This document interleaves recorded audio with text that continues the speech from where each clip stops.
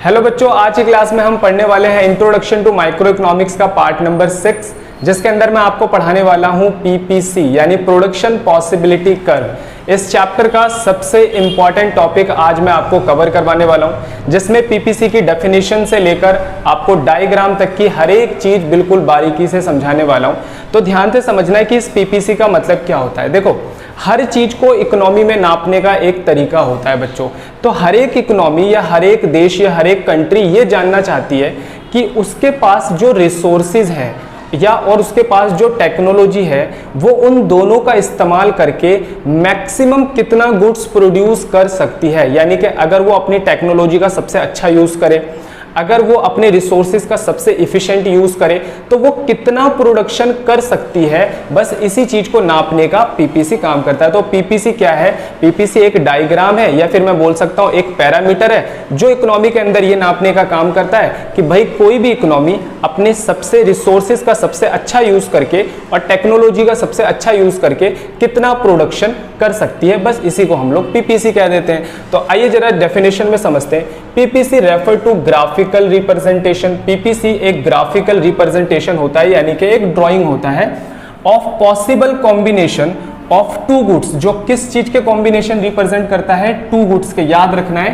PPC के अंदर, वैसे तो हमारी इकोनॉमी के अंदर बहुत सारे गुड्स का प्रोडक्शन होता है, लेकिन जब हम इस कंसेप्ट को पढ़ते हैं तो हम ये मान के चलते हैं कि हमारी इकोनॉमी में सिर्फ टू गुड्स का क्या हो रहा है? प्रोडक्शन हो रहा है। That can be produce with given resources and technology. यानी कि कोई इकोनॉमी अपने गिवन रिसोर्सेज से और टेक्नोलॉजी से टू गुड्स के कितने कॉम्बिनेशंस प्रेजेंट कर सकती है, उसी को दिखाने का काम कौन करता है? पीपीसी करता है। तो बस सिंपल सी बात है, पीपीसी एक पैरामीटर है जो किसी इकोनॉमी के टू गुड्स के पॉसिबल कॉम्बिनेशंस को दिखाता है। किससे? गिवन रिसोर्सेज को यूज करके और टेक्नोलॉजी को यूज करके। तो ये इसकी बच्चों सिंपल सी एक डेफिनेशन थी।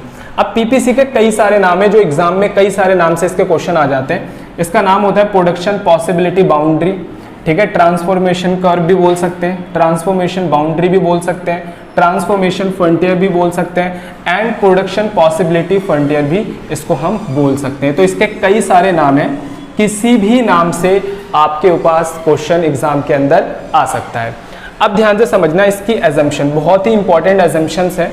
जब हम प्रोडक्शन पॉसिबिलिटी कर्व को पढ़ते हैं, इस कंसेप्ट को पढ़ते हैं, तो हमें कुछ माइंड के अंदर एजम्पशंस लेकर चलनी होती है, तभी इस कंसेप्ट को हम अच्छी तरीके से पढ़ सकते हैं। Only two goods are produce. देखो, इकोनॉमी के अंदर तो बहुत सारे गुड्स और सर्विसेज का प्रोडक्शन होता है, लेकिन जब हम इस कंसेप्ट को पढ़ते हैं तो हम ये मान के चलते हैं कि हमारी इकोनॉमी के अंदर सिर्फ टू गुड्स का प्रोडक्शन किया जा रहा है। रिसोर्सेज आर गिवन, यानी कि फिक्स। हम इस टाइम पे ये भी मान के चलते हैं कि हमारी इकोनॉमी के अंदर जो रिसोर्सेज हैं वो कैसे हैं? फिक्स हैं। यानी कि हमारी इकोनॉमी में अभी रिसोर्सेज ना बढ़ रहे हैं ना घट रहे हैं, यानी कि रिसोर्सेज कैसे हैं? फिक्स हैं। Resources are fully and efficiently employed. और हम ये भी मान के चल रहे हैं कि हम अपने रिसोर्सेज का फुल्ली और इफिशिएंट यूज कर रहे हैं। Technology is given and doesn't change. और हम ये भी मान के चलते हैं कि हमारी इकोनॉमी अभी फिलहाल चेंज नहीं हो रही, क्योंकि अगर हम इकोनॉमी को चेंज मानते रहेंगे तो फिर हम इस कंसेप्ट को पढ़ नहीं पाएंगे। तो अभी आपको आगे ये बात समझ में।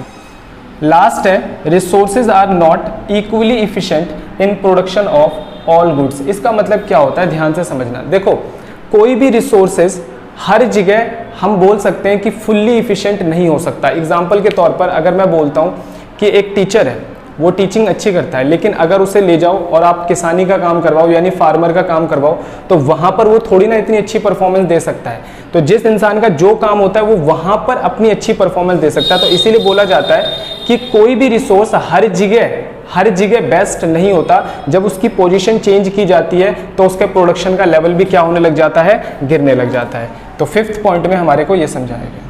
सारे बच्चों ने प्रोडक्शन पॉसिबिलिटी कर्व की मीनिंग क्या होती है, प्रोडक्शन पॉसिबिलिटी कर्व की क्या क्या अजम्पशन होते हैं और प्रोडक्शन पॉसिबिलिटी कर्व के कितने नाम हो सकते हैं, वो सब हमने समझ लिया। अब हमें समझना है कि प्रोडक्शन पॉसिबिलिटी कर्व बनता कैसे है और इसका शेड्यूल हम किस तरीके से बना सकते हैं। तो ध्यान से समझना, ये मैंने प्रोडक्शन पॉसिबिलिटी कर्व बनाया हुआ है और यहाँ पर मैंने शेड्यूल बनाया हुआ है। सबसे पहली बात, प्रोडक्शन पॉसिबिलिटी कर्व के ऊपर मैंने देखो यहाँ पर टू गुड्स के एग्जाम्पल लिए हुए हैं। एक मैंने लिया हुआ है टैंक और दूसरा मैंने लिया हुआ है वीट। आर्मी वाले टैंक यूज़ करते हैं और वीट जो होता है एक राशन, एक फूड है, हम बोल सकते हैं, ठीक है। तो दोनों गुड्स के मैंने एग्जाम्पल यहाँ पर लिए हैं। बच्चों यहाँ पर मैंने 3 लाइन ड्रॉ करी है, एक मैंने डार्क लाइन ड्रॉ करी है और 2 मैंने यहाँ पे डॉटेड लाइन ड्रॉ करी है। देखो डार्क लाइन में मैं आपको ऐसे समझाता हूँ, जब आप इधर की साइड जाओगे तो वीट बढ़ने लग जाएगा और टैंक कम होने लग जाएगा, और जब आप वापिस ऊपर जाओगे तो आप देखोगे टैंक बढ़ने लग जाएगा और वीट क्या होने लगेगा, कम। ऐसा क्यों होता है? क्योंकि जब हम एक गुड्स का प्रोडक्शन बढ़ाते हैं तो दूसरे गुड्स का प्रोडक्शन अपने आप क्या होने लगता है, कम होने लगता है, क्योंकि हमारे रिसोर्सेज कैसे हैं बच्चों, लिमिटेड हैं। अब ध्यान से समझना, अब हम प्रोडक्शन ए पे करें, बी पे करें, सी पे, डी पे, ई पे या एफ पे, अगर हम इनमें से किसी पॉइंट पर प्रोडक्शन करते हैं तो यहां पर होता है फुल एम्प्लॉयमेंट ऑफ रिसोर्सेज। इसका मतलब है हम अपने रिसोर्सेज का सबसे ज्यादा अच्छा यूज कर रहे हैं अगर हम यहां पर कहीं प्रोडक्शन करते हैं तो। अब ध्यान से समझो, अगर मान लो मेरे पास प्रोडक्शन यहां पर मैं कर सकता हूं, मेरी कैपेबिलिटी है कि मैं यहां प्रोडक्शन, मेरी इकोनॉमी कर सकती है, लेकिन फिर भी हम प्रोडक्शन यहां पे कर रहे हैं, इसका मतलब क्या है कि हम अपने रिसोर्सेज को वेस्ट कर रहे हैं। भाई जाहिर सी बात है, आप यहां प्रोडक्शन कर सकते हो लेकिन आप फिर भी यहां प्रोडक्शन कर रहे हो, इसका मतलब यह है कि आप अपने रिसोर्सेज को वेस्ट कर रहे हो, रिसोर्सेज का सही से इस्तेमाल नहीं कर रहे। तो अगर पीपीसी से बिलो कहीं पर भी प्रोडक्शन होता है तो उसका मतलब होता है अंडर यूटिलाइजेशन ऑफ रिसोर्सेज। अब एक पॉइंट और भी समझ लेते हैं, अगर पीपीसी से ऊपर प्रोडक्शन होता है तो इसका मतलब होता है ग्रोथ ऑफ रिसोर्सेज। तो कई बार तो क्वेश्चन यही आ जाता है कि ऑन पीपीसी पर प्रोडक्शन का मतलब क्या है, बिलो पीपीसी पर प्रोडक्शन का मतलब क्या है और अबव पीपीसी पर प्रोडक्शन का मतलब क्या है। ऑन पीपीसी पर प्रोडक्शन का मतलब है, हम बोल सकते हैं full employment of resources. Below PPC पर प्रोडक्शन का मतलब होता है हम बोल सकते हैं अंडर यूटिलाइजेशन ऑफ रिसोर्सेज, और अबव पीपीसी पर मतलब होता है ग्रोथ ऑफ रिसोर्सेज। ठीक है, तो ये बात आपको अच्छी तरीके से समझ में आ गई होगी। अब एक बार इसका शेड्यूल समझते हैं। देखो यहाँ मैंने कुछ कॉम्बिनेशन लिए, A B C D E और एफ। यहाँ पर हमने वीट लिया और टैंक 2 का हमने कॉम्बिनेशन दिखाया। वीट 0 है तो टैंक कितना है, 15 यूनिट्स है। जैसे ही हमने वीट को बढ़ाया फिर टैंक क्या हो गया, कम हो गया। फिर हमने वीट को बढ़ाया फिर टैंक क्या हो गया, कम हो गया। फिर वीट बढ़ाया फिर टैंक क्या हो गया, कम हो गया। रीजन क्या है कि रिसोर्सेज आर लिमिटेड। जब रिसोर्सेज से एक चीज का प्रोडक्शन बढ़ाओगे तो दूसरी चीज का प्रोडक्शन अपने आप क्या होने लग जाएगा, कम होने लग जाएगा।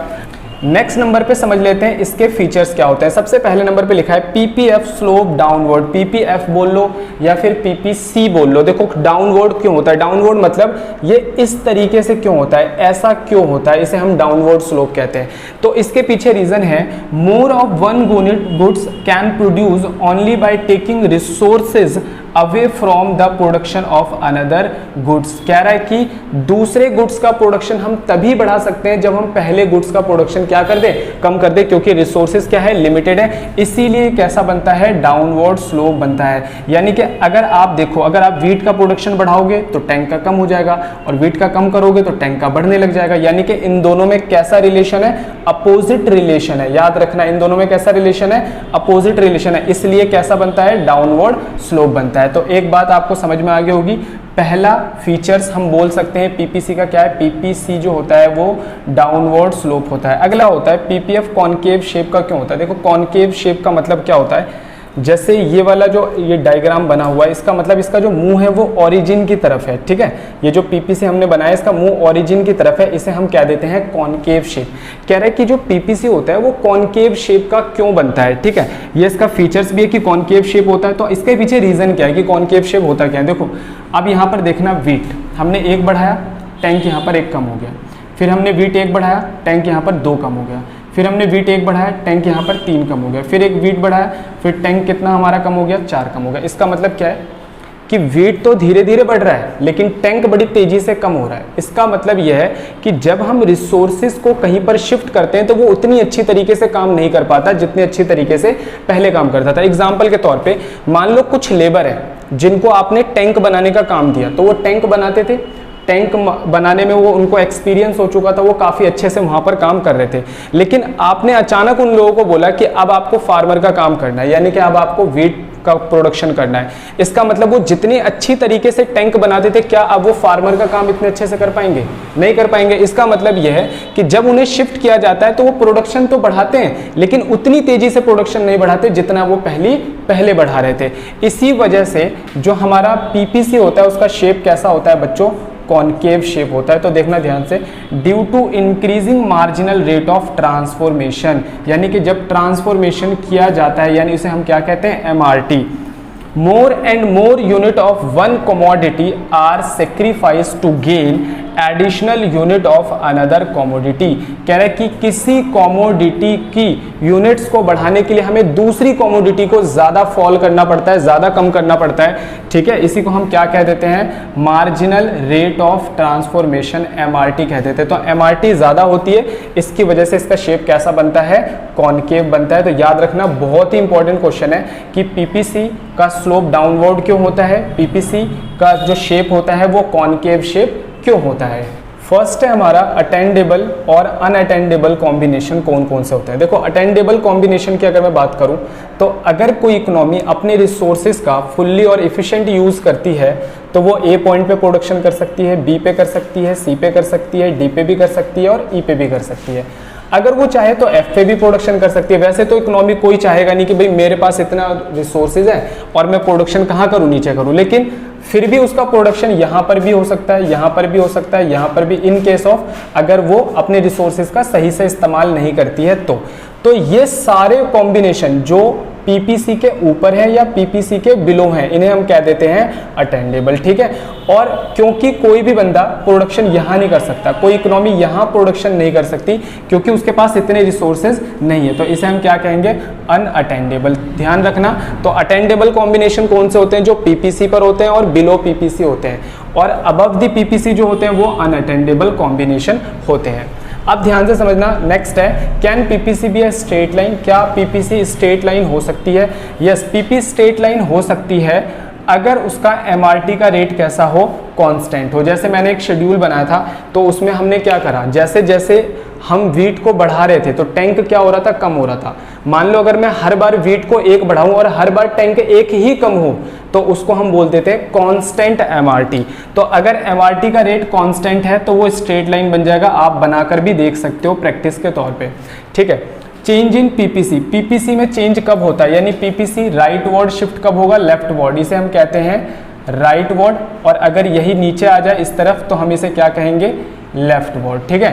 तो राइट वर्ड और लेफ्ट वर्ड कब कब शिफ्ट होगा, देखो राइट वर्ड शिफ्ट होने का मतलब अच्छा होता है, यानी कि आपकी टेक्नोलॉजी एडवांस हो गई है या फिर अपग्रेड हो गई है, ठीक है, या फिर आपके पास रिसोर्सेज का ग्रोथ हो गया, नई लेबर मिल गए, नई मशीनरी मिल गई, ठीक है। तो इसका मतलब आपका जो PPC है वो ऊपर की तरफ शिफ्ट होगा, यानी राइट वर्ड शिफ्ट होगा।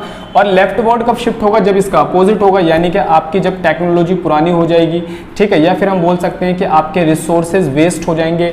जैसे कई बार क्या होता है कि कोई भी नेचुरल क्लाइमेटी होती है, जैसे अर्थक्वेक वगैरह आता है, तो बहुत सारे रिसोर्सेज किसी भी देश के वेस्ट हो जाते हैं। ऐसी स्थिति में उनका PPC कहाँ आ जाता है, नीचे की तरफ आ जाता है। तो बच्चों, आज की क्लास के अंदर हमने PPC की मीनिंग भी समझी, PPC के क्या क्या नाम होते हैं, PPC के बारे में हमने क्या क्या अजम्पशंस होती है वो समझा, PPC बनता कैसे है, शेड्यूल कैसे बनता है, और PPC के ऊपर आने वाले एक एक क्वेश्चन मैंने आपको क्या करवाया, आज कवर करवाया।